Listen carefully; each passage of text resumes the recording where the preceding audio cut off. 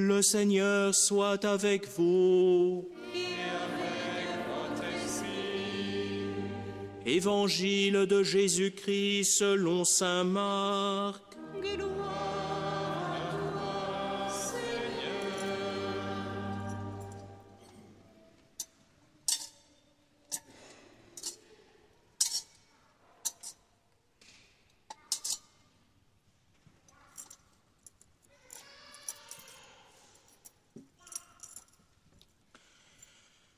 En ce temps-là, Jésus appela les 12.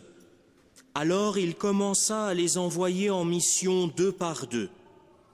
Il leur donnait autorité sur les esprits impurs et il leur prescrivit de ne rien prendre pour la route, mais seulement un bâton. Pas de pain, pas de sac, pas de pièces de monnaie dans leur ceinture. Mettez des sandales, ne prenez pas de tunique de rechange. Il leur disait encore, « Quand vous avez trouvé l'hospitalité dans une maison, restez-y jusqu'à votre départ. Si dans une localité, on refuse de vous accueillir et de vous écouter, partez et secouez la poussière de vos pieds. Ce sera pour eux un témoignage. » Ils partirent et proclamèrent qu'il fallait se convertir. Ils expulsaient beaucoup de démons, faisaient des onctions d'huile à de nombreux malades et les guérissaient. Acclamons la parole de Dieu. Louange à toi, Seigneur Jésus.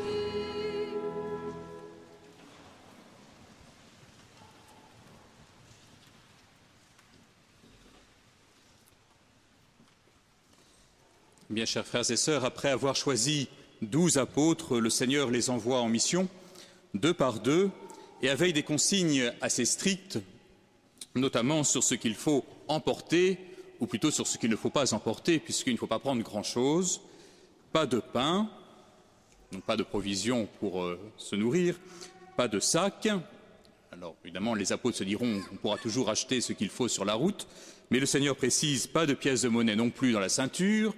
Il reste donc peu de choses. Mettez des sandales, dit le Seigneur, pour bien marcher, et ne prenez pas de tunique de rechange. Les consignes sont strictes. On imagine que les apôtres ont dû être un petit peu désemparés sur le moment par la rudesse des consignes du Seigneur, qui ne les mettait pas dans des conditions confortables pour pouvoir commencer leur mission. Mais enfin, on comprend bien évidemment les paroles du Seigneur. Il faut partir léger, d'abord, pour pouvoir marcher loin, partir ainsi, il faut effectivement ne pas trop encombrer de choses matérielles et surtout s'en remettre à ce que la Providence permettra dans les rencontres avec les uns ou les autres. Et effectivement, les apôtres ne reviendront pas malheureux de leur expérience missionnaire. L'Évangile est précis sur ces consignes et on peut y voir une sorte de rigueur du Seigneur, presque quelque chose d'un peu excessif. Alors certes, sans doute ne faut-il pas s'attacher à la littéralité absolue des choses. Les évangélistes d'ailleurs ne sont pas tout à fait d'accord entre eux, puisque saint Marc nous dit ici que l'on peut prendre un bâton, alors que d'autres évangélistes apparemment avaient le souvenir qu'il ne fallait même pas prendre de bâton. Donc il y a une discussion sur le bâton.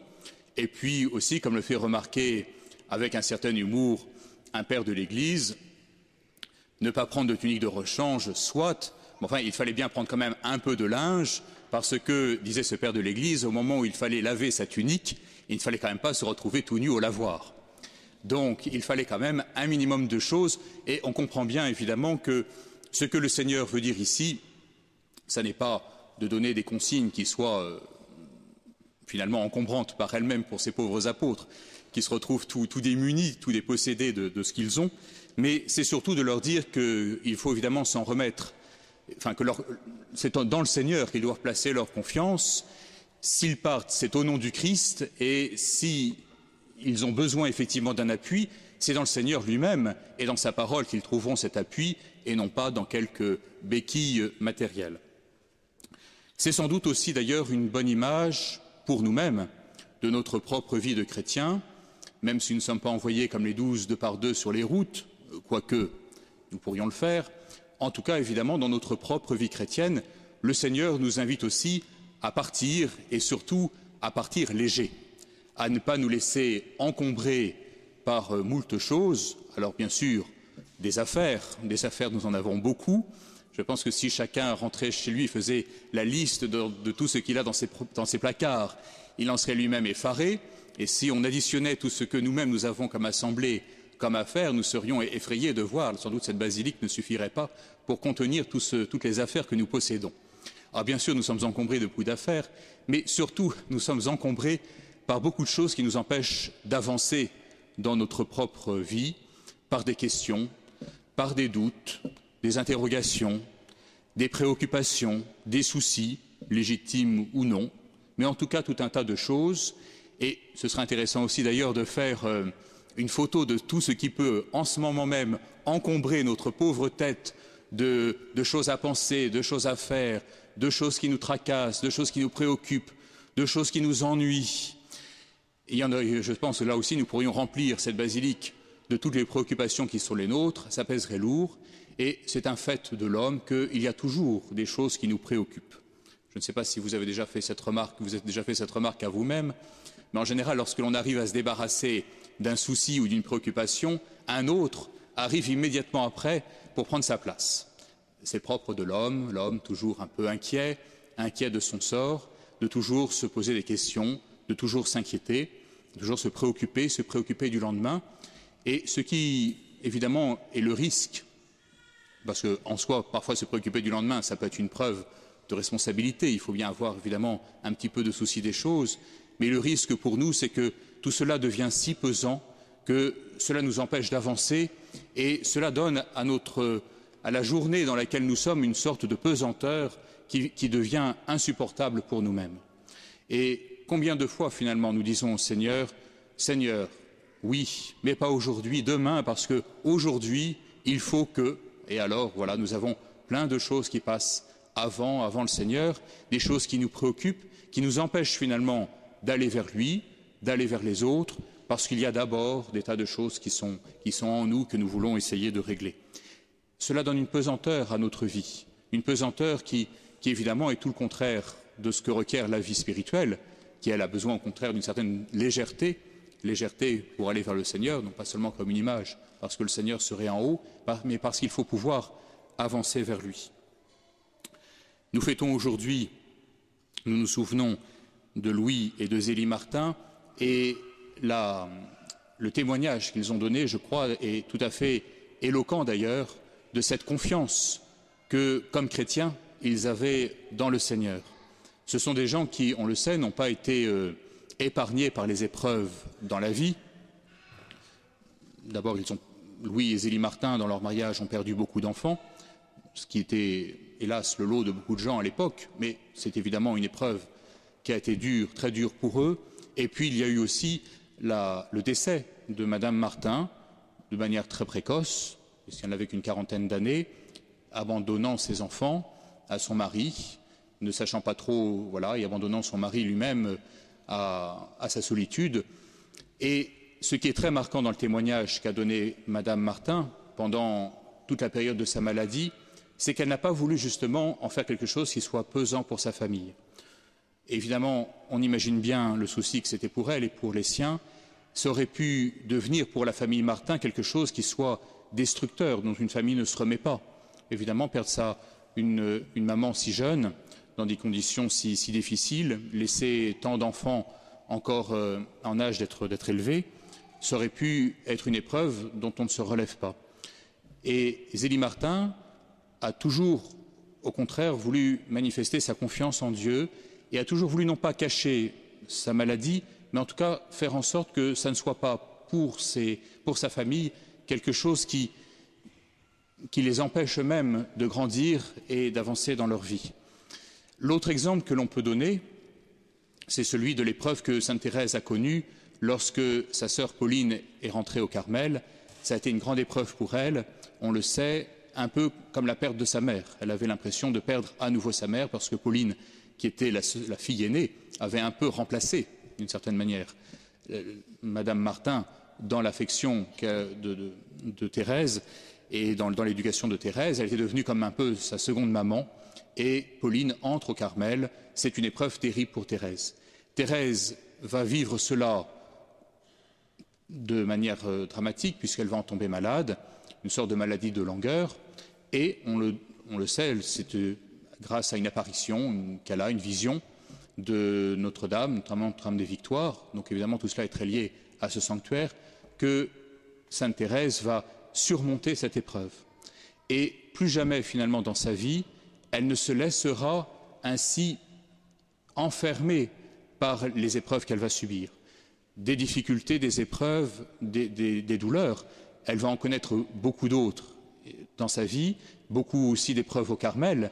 La vie religieuse, elle le dira, n'est pas faite que de roses, en tout cas les roses comportent des épines, mais ces épreuves, elle les vivra toujours avec le Seigneur, non plus comme quelque chose qui l'enferme, quelque chose qui la coupe de Dieu, et c'est toujours cela évidemment qui est terrible pour nous, mais comme quelque chose qu'elle vivra au contraire avec le Seigneur, avec Dieu. Et c'est en cela que les choses seront totalement transformées, que cette expérience que Thérèse va faire, de cette vision de la Vierge, de cette consolation apportée par la Vierge, va radicalement changer sa vie.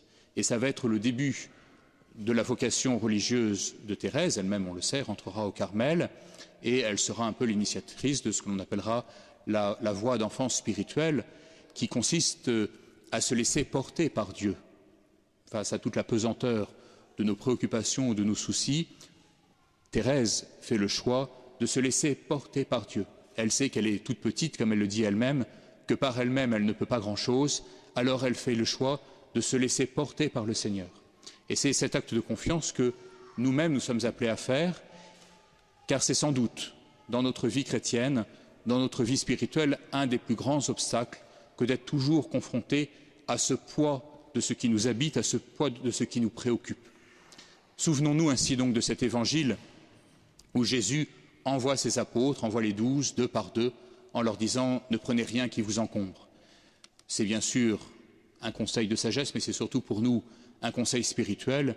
Le Seigneur nous dit « Faites attention de ne pas vous laisser prendre et enfermer par tout ce qui veut vous retenir ». Et donc gardons cette image aussi de l'exemple de Louis et de Zélie Martin, de cet homme et de cette femme qui, avec leurs enfants, ont su avancer dans leur vie, malgré les épreuves, malgré les difficultés, qui ne leur ont pas été épargnées, mais toujours avec cette confiance étonnante dans le Seigneur.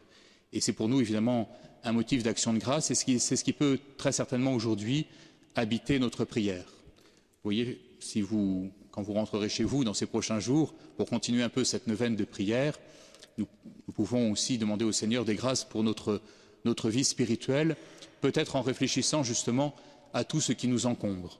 Alors vous pourrez rentrer chez vous, vous pourrez faire un tour dans vos placards, faire un ménage de printemps si vous voulez, en vous disant mais finalement il y a plein de choses qui m'encombrent, plein de choses qui sont des soucis, des tas de choses, vous voyez, après lesquelles on a couru et qui finalement aujourd'hui ne nous servent à rien, mais surtout intérieurement, combien de choses nous encombrent. C'est peut-être d'abord ce ménage-là que nous sommes appelés à faire, le ménage de nos placards intérieurs, de tout ce qui nous empêche d'aller vers les autres, de tout ce qui nous empêche d'aller vers Dieu. Certes, comme tous les hommes, nous serons toujours habités par des préoccupations, notre cœur sera toujours dans l'inquiétude, mais pourtant, notre cœur peut reposer dans la paix s'il repose en Dieu, parce que c'est avec Dieu que nous portons nos soucis. Nos soucis, nous ne les effacerons pas, nous ne les gommerons pas, d'ailleurs nous ne voulons pas le faire, évidemment ce serait être irresponsable, mais ces soucis, nous savons que nous les portons avec Dieu. Alors finalement, vous voyez, même ces préoccupations, même ce qui est pesant, peut devenir un moyen pour aller vers Dieu. Et c'est peut-être cela un peu que nous a fait découvrir Sainte Thérèse. Même nos petitesses, même nos faiblesses ne sont pas quelque chose qui nous encombre et qui nous empêche d'avancer, mais au contraire sont un moyen d'aller aussi vers le Seigneur. Nous pouvons nous en saisir pour dire au Seigneur, tout cela m'empêche d'avancer, m'empêche d'aller vers toi. Seigneur, aide-moi, sois avec moi pour m'aider à porter tout ce qui est trop lourd ou trop difficile pour moi. Rendons grâce aujourd'hui, chers frères et sœurs, pour l'exemple que nous donnent Louis et Zélie Martin. Prions pour nous-mêmes, pour toutes les familles, pour tous les couples, tous ceux qui ont besoin particulièrement, bien sûr, de notre prière, pour surtout la vocation de toutes les familles et de tous les couples, que cette vocation chrétienne merveilleuse à laquelle le Seigneur nous appelle. Justement, je crois que la vie de couple qui parfois, ou même toujours, connaît évidemment ses difficultés, est encombrée par les difficultés de la vie à deux. La vie de couple, elle s'étiole si elle s'arrête à cela.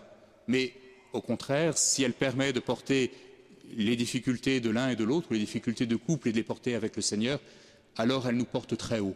L'image est une bonne illustration de ce à quoi le Seigneur nous appelle. Le Seigneur est présent dans notre vie et c'est lui qui permet à notre vie d'être élevée au niveau où le Seigneur nous appelle.